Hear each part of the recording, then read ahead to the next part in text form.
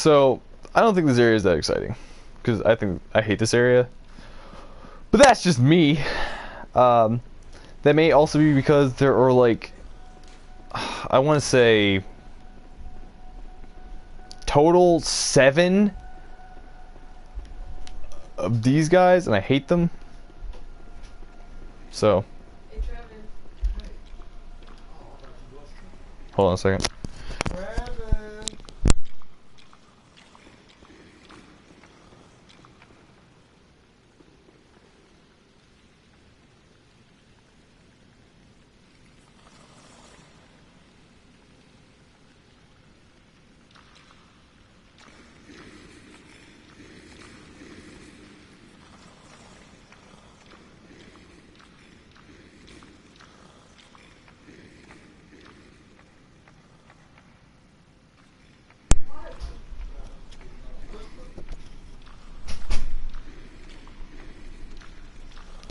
Okay, sorry about that. Family was saying hello to me.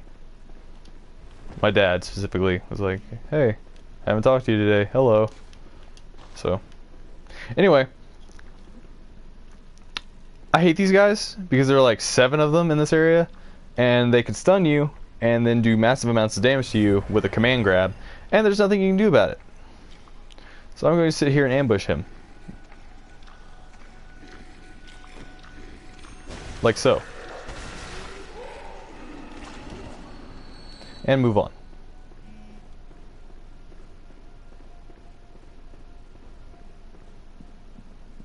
Oh, I forgot. There's an extra werewolf over here. Punk. Oh, whoa! Awesome.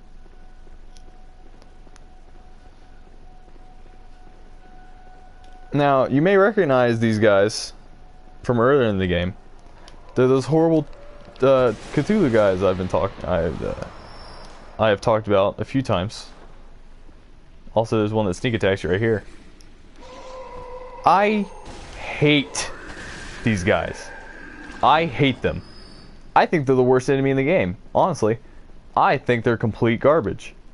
Because again, their only attacks are to stun you, a melee flurry, which can kill you if you get caught in it, and a command grab that does tons of damage to you.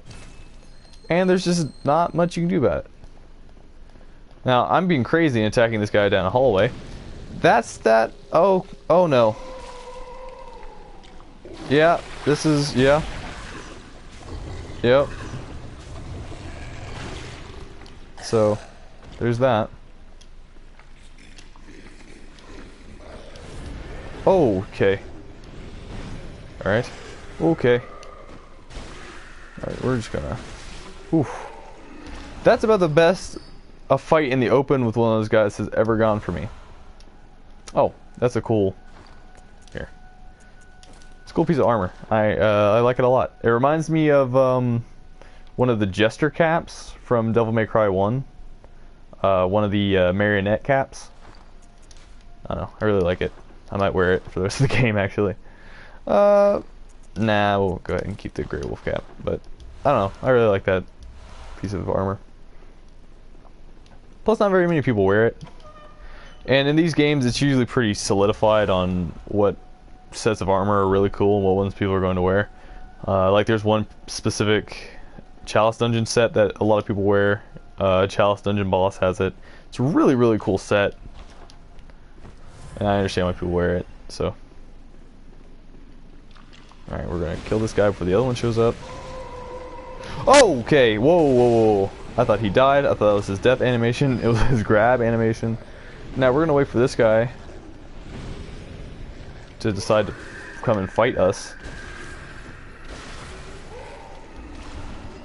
I don't know what I picked up a key from him. Okay. I remember. And we're gonna walk outside here and check this little area out.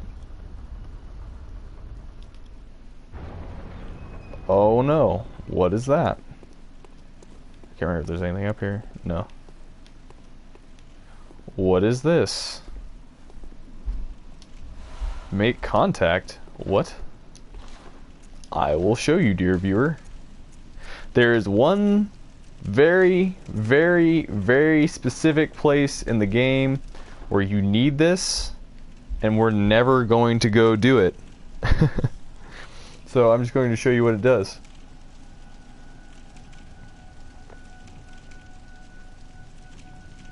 Riveting, right? Just wait for it.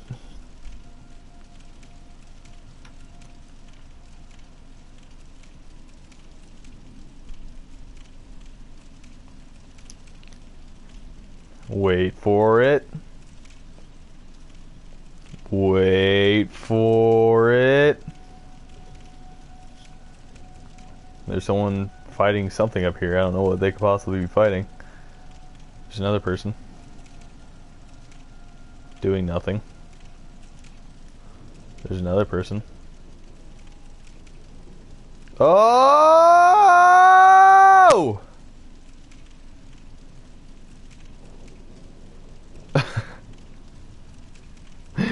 That's all. That's all that happens. And then he... Give it another second. Also, look at my arm going nuts on the left there.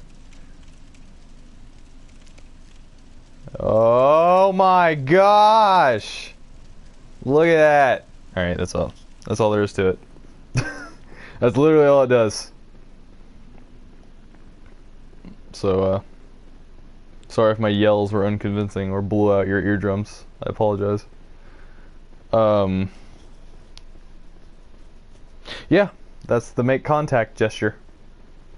It's used at one specific area in the game, dealing with Mother Brain, who we dropped a while back, and you get a specific rune from it if you make contact in front of it.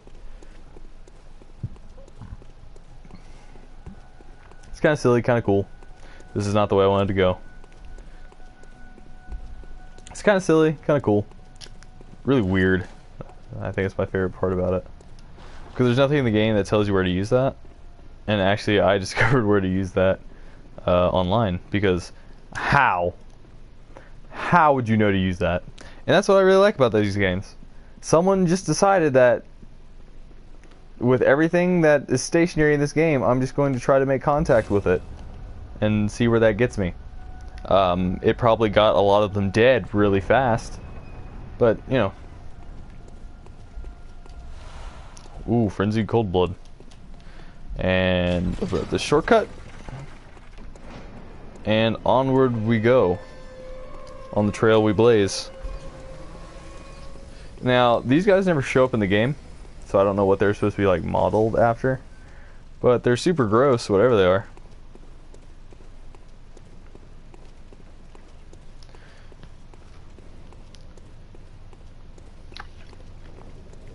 Oh no, another one of the mushroom men.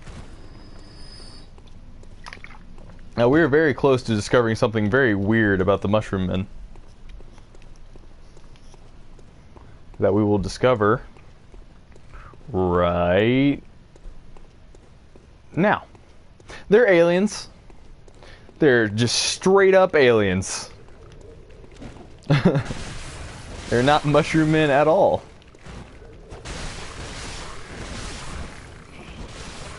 And there's main alien, the Celestial Emissary, which that's a really cool name for a boss. Oh no! How could I possibly fight something of such immense size and anger with this?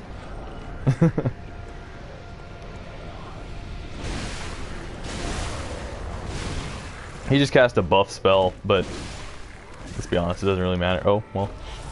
Oh, hello. Okay. We're gonna dodge that. Did you cast another one? Gonna dodge that. Come here. Seriously? There we go. And that was the Celestial Emissary. And we get the upgraded version of Communion, which will allow me to hold yet another... Oh, that's a person. Yet another extra blood vial. And these are weird flowers, I guess. I don't know what they're really for. So we're going back to the Hunter's Dream, and then we'll go to the final optional area, fight its boss, and then go back to the final boss.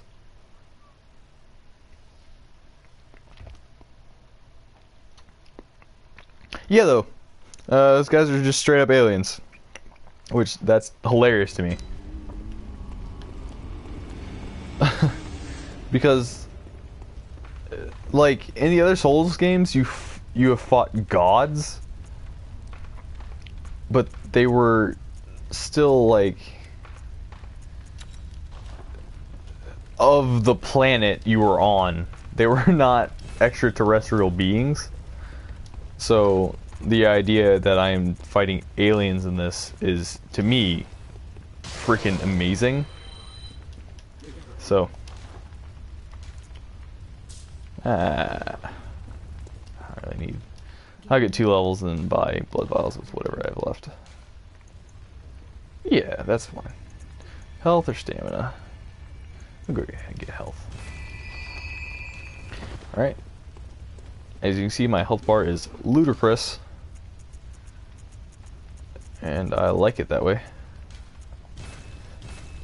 Alright. Now, I shouldn't need any for this next fight. But we're going to bring the rest of our sedatives anyway. I cannot remember where the lantern is. I think it's this one. Yeah. The Lumen Flower Gardens. Now, if you know anything about language, lumen is part of the word luminate. So these flowers may be glowing. Or may be supposed to glow. I don't know. They sure don't glow right now. Now you may be wondering, Trevin, I didn't see another area to go from here. Is there one over here? And my answer to you, dear viewer, is that no. There's not a path over here. They may be wondering again, Trevin, why are you back in this area where there seems to be nothing? Oh, dear viewer, because of this.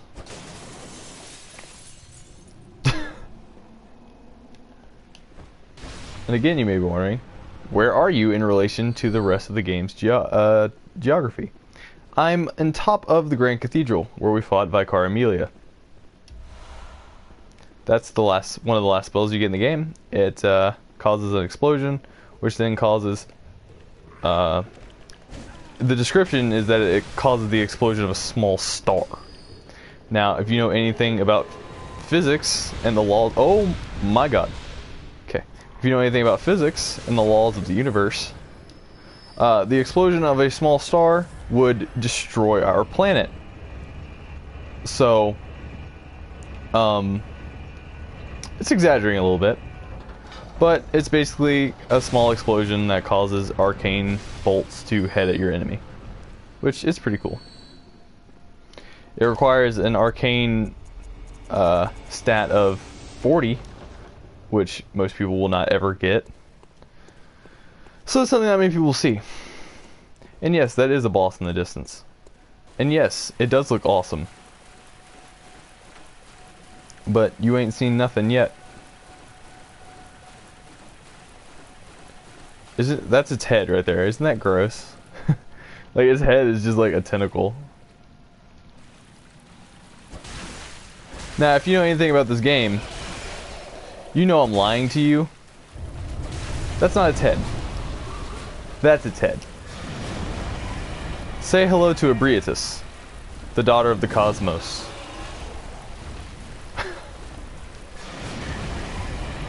So, there's some ugly bosses in this game. And then there's good old Ebrietas here. I am getting destroyed here.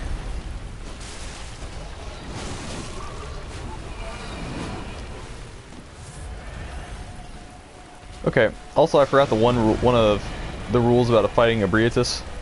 It's better to just not lock onto her, because she has a charging attack that is very difficult to get out of the way from if you are locked on. That's the attack you want her to do, because then you can attack her basically as much as you want. Also, it's not clear if that is flesh in her head or the cosmos, honestly. Here's where she summons a field of arcane around her that does damage when you are in the field.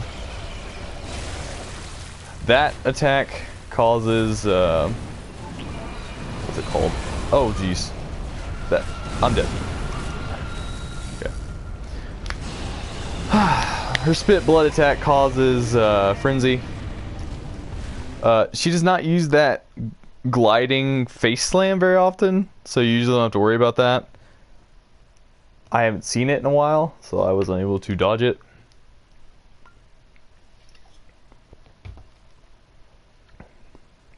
You basically just want to run at her close enough where you can bait out her head slam and then attack her face. Also, her boss run is very generous compared to most games. Most of the Souls games. That is because she is an optional boss. A lot of optional bosses in this. Oh jeez, I forget about these guys every time. A lot of optional bosses in the Souls games have relatively easy boss runs, especially if they are particularly difficult. As a matter of fact, in Dark Souls 2, there was a boss that had a lantern literally outside of its door because the creators of that game knew the boss was complete crap and terrible. If you know anything about Dark Souls 2, you know I'm talking about the Royal Rat Authority, which is basically the worst designed boss of all time and was not fun to fight ever or look at or do anything with. This, however, is a very, very well designed boss with a very, very good look. Well, good in terms of Lovecraftian horror. Not good as in I would totally tap that, because good God would I not. Oh my gosh.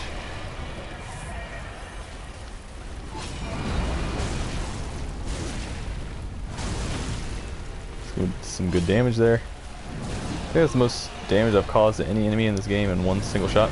That's that charge attack I was talking about. As you can see, it's complete bullcrap.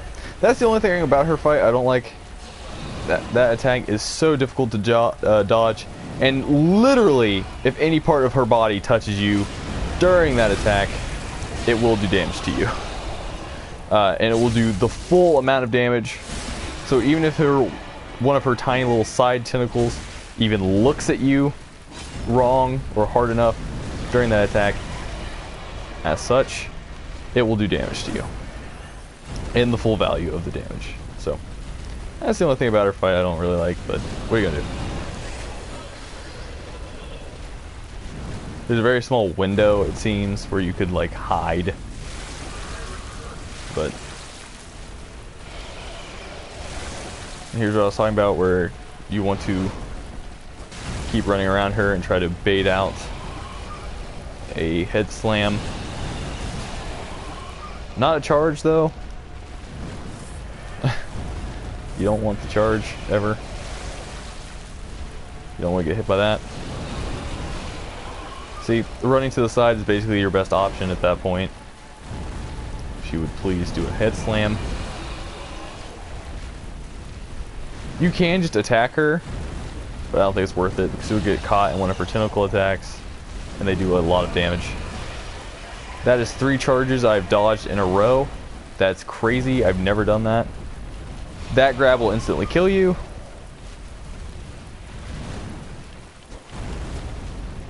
Can you please do a head slam, chick? Or charge attack, that's fine too. I may actually have to start like fighting her regularly, which is weird. Oh no. This is a good time to get a lot of damage in on her, because she will not attack you while she's getting that barrier up. I'm going to die. Yep.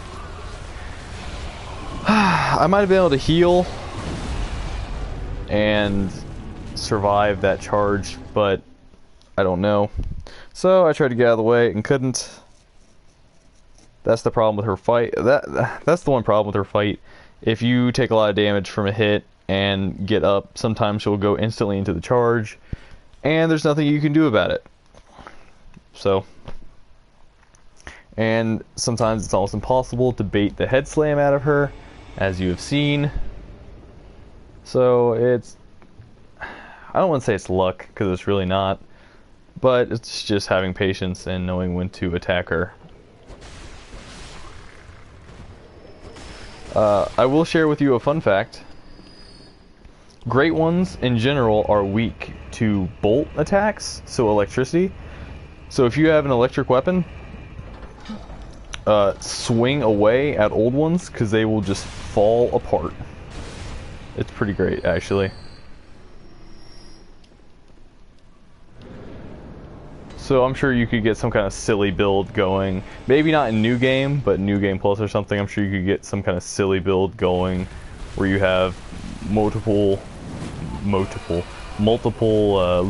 Holy Blades, and you have one that's spec for physical damage and one that's spec for bolt or arcane, whatever you want to spec it for. Which that could totally be viable, and I think I might do that on a playthrough at some point.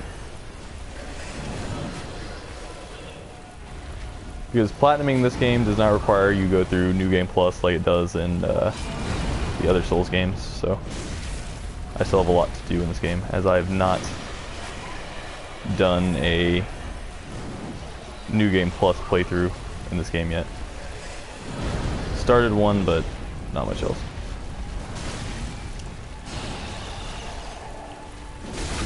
There we go. Good strike.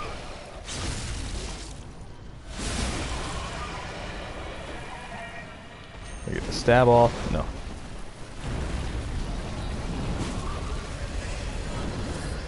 That second tentacle is what you gotta watch out for.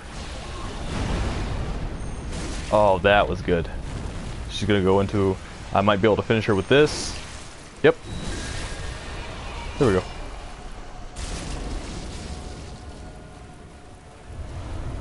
And she gives you the last chalice. Let's take a look at this real quick. Now, if you remember previously in the game, that looks a bit like ROM, but a fossilized dead version. That might be ROM, because there's no way to access this area of the game before you defeat ROM. So that could be ROM, or it could be another great one that he resembles, or it could be the great one that whose image he stole, and that is why the other great ones lobotomized him.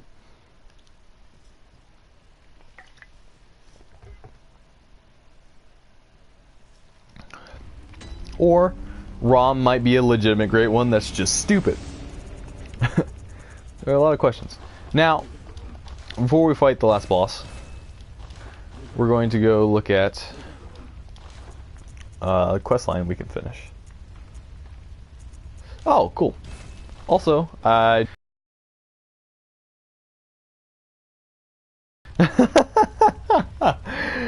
I can't. I'm an idiot. So Ligarius' wheel, it's used as a club, basically. It's used as just a big old club. And its transform attack is that it splits in half, and then you can rev it up. I know, that sounds ridiculous, but you can rev it with blood power, and it takes a lot of your health away, like, very quickly, but it does ludicrous amounts of damage. So, that's fun. Also, let's go check on our buddy Alfred and the Queen.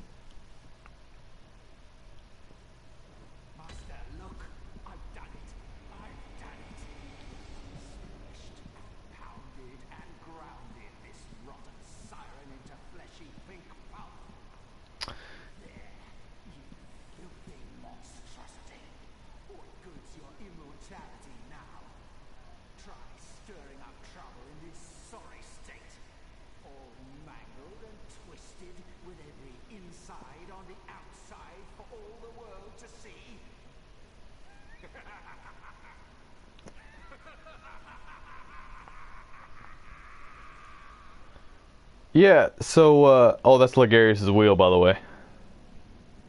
Yeah, so, Alfred lost it a little bit, and there's the Queen's helmet down there. And, there's the queen.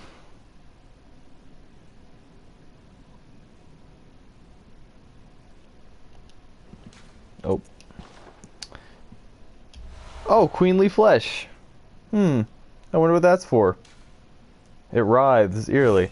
Now, we're not going to do it because it won't matter at this point. You can use the queenly flesh to go back to where we just fought Ebrietas, the Altar of Despair, and revive Queen Annalise.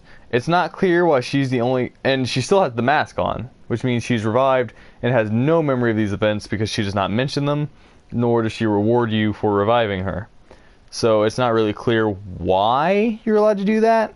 I mean, I guess I can guess that it's because the game wants you to still be able to go back to your Covenant leader instead of losing her forever, especially if you made a choice you didn't know that would be this immediate. Also, he's wearing a helmet that is eerily reminiscent of a Pyramid Head helmet from a certain survival horror game. So there's that. Blah blah blah blah. He tells us we've done it. He gives us the roar gesture. Now, if we go back to where we first met Alfred, we will find him dead. A lot of people presume this is because he martyrs himself, because his mission was complete, and his master was also a martyr. So he wants to go down and martyrdom with his master. And like I said, a lot of quest lines in this game just end in death for everybody involved. Now, before we go fight the last boss, we're going to go equip the Hunter rune, because now our stamina recovery speed is up exponentially. Now, since we're going to fight the last boss, a little bit of serious time, so I'm going to go ahead and put my regular armor back on, and we're going to go and fight the last boss.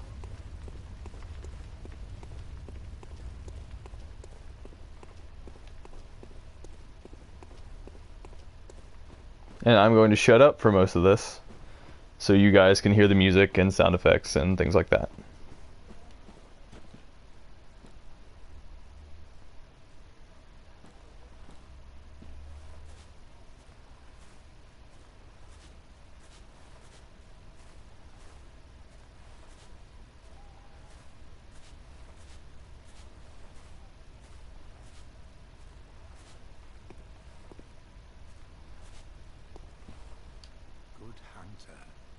You've done well. The night is near its end. Now, I will show you mercy. You will die, forget the dream, and awake under the morning sun. You will be freed from this terrible hunter's dream.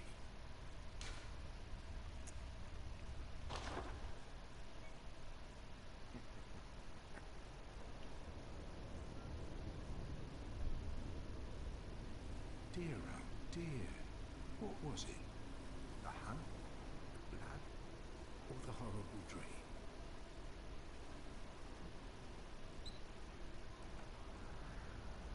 Oh, it doesn't matter.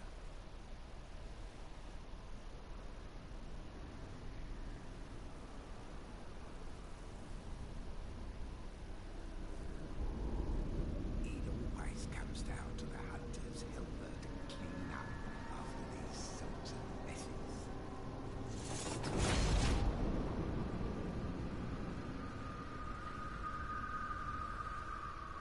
Tonight, Gammon joins the hunt.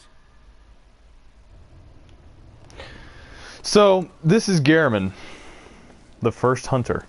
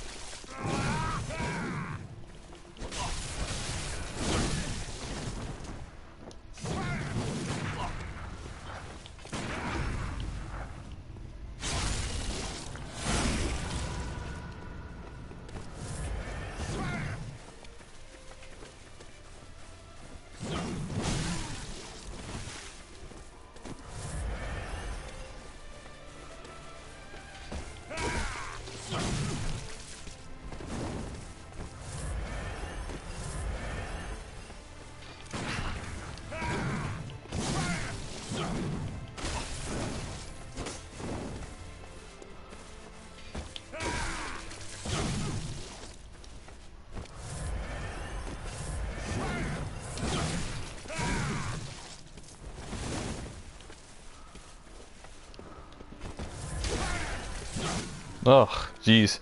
Okay, that wasn't very good. All I did was waste a lot of blood vials.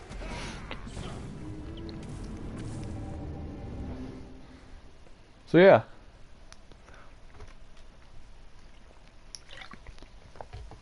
Turns out our lovable friend and wheelchair-bound mentor Gehrman was the first hunter.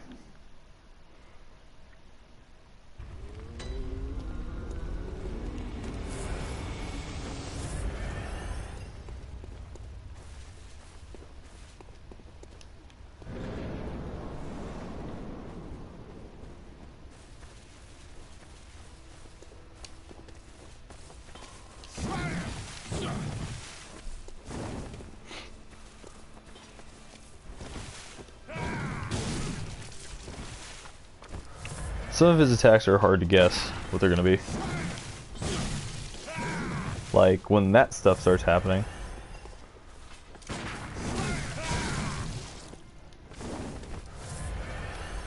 I'm using up his health files again. Doing really bad right now, guys. Now you may notice something about Gehrman's blood.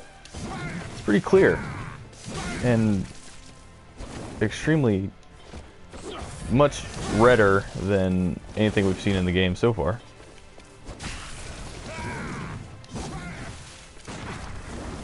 Much darker than mine. It's much darker than anything we've seen. I don't know why I'm doing so... Oh, I'm doing terrible. Alright. I barely even got hit at that time.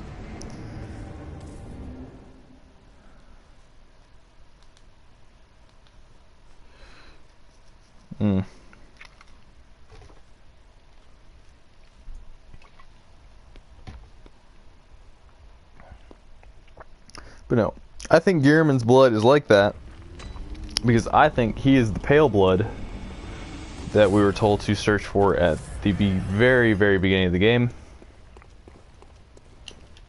It would make the most sense because pale blood, as far as anyone knows anything about it, means pure blood.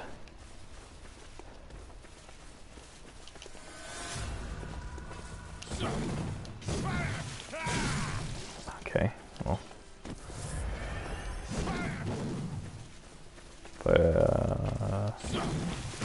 There we go. Wow, and then I screw it up.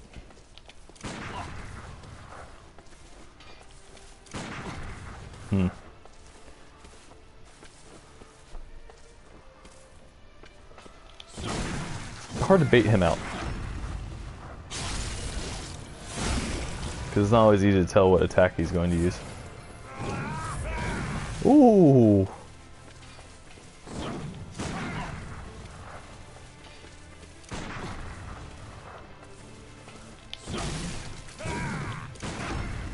Ooh. The 3-hit combo is a pretty good time to, it's usually a pretty easy tell. I don't know how my invincibility frames didn't get me out of the way of that. Yeah, he also has a gun. And his gun has an instant stun attack. Even if you're not attacking, his gun can stun you. It's pretty obvious when he's going to use that attack, though.